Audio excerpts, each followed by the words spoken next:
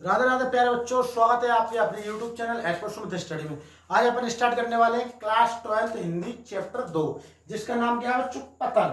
पतंग आपने कभी ना कभी तो उड़ाई होगी बच्चों, बचपन में या अभी भी उड़ाते हैं बहुत से मकर संक्रांति पे। तो यही अपना चैप्टर है पतंग के बारे में। क्लास 12 हिंदी बोर्ड एग्जाम 2027 के लिए मोस्ट इंपोर्टेंट क्वेश्चन पार्ट 2 पतंग। किसने लिखा है बच्चों? जो लिखा है आलोक धनवाने। किसने लिखा है बच्चों? आलोक धनवाने।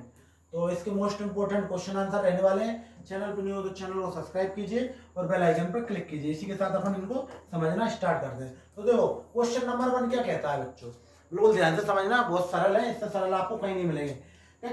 कवि ने शरद ऋतु के प्रातः काल का वर्णन किस प्रकार किया है? तो कवि ने जो शरद ऋतु का वातावरण होता है, यानी कि प्रातः काल यानी सुबह का जो वर्णन होता है, वो किस प्रकार किया है? कवि के अनुसार शरद ऋतु का प्रातः काल वर्णन खरगोश की आंखों जैसा खुशनुमा एवं लाल होता है। कैसा होता है बच्चों? खरगोश की आंखों जैसा लाल, खरगोश की आंखों जैसा और खुशनुमा एवं लाल होता है शरद ऋतु का प्रातःकाल वर्णन, यानी कि सुबह का टाइम। अब आता है क्वेश्चन नंबर 2, शरद ऋतु के आगमन को किस प्रकार प्रस्तुत किया गया है? यानी कि शरद ऋतु का बच्चों जो आगमन है उसको किस प्रकार प्रस्तुत किया गया है? तो देखो शरद ऋतु के आगमन को नए उत्साह उमंग और किलकारियों से परिपूर्ण होता है। यानी कि जो शरद ऋतु का वो होता है बच्चों मौसम, वो कैसा होता है? उत्साह उमंग और किलकारियों से परिपूर्ण होता है।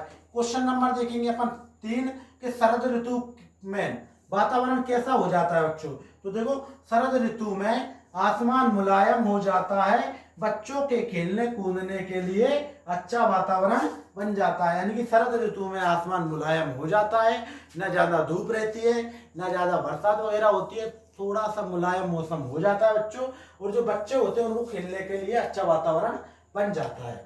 ठीक है, आया समझ में? यार आपको क्वेश्चन आंसर बहुत सरल लगे हो तो हमारे चैनल एक्सपर्ट सुमित स्टडी को सब्सक्राइब कीजिए, क्योंकि यहाँ पर आपको इतने ही सरल क्वेश्चन आंसर मिलते रहेंगे। ठीक है, क्वेश्चन नंबर 4, आसमान में रंग बिरंगे पतंगों को देखकर आपके मन में कैसा ख्याल आता है? यानी कि आसमान में रंग बिरंगी पतंगों को देखकर आपके मन में बच्चों कैसा ख्याल आता है?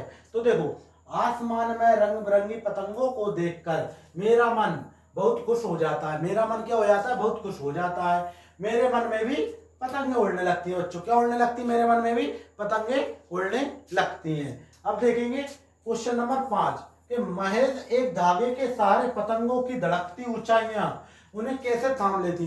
महज एक धागे के सहारे। तो देखो उत्तर में क्या लिखा है?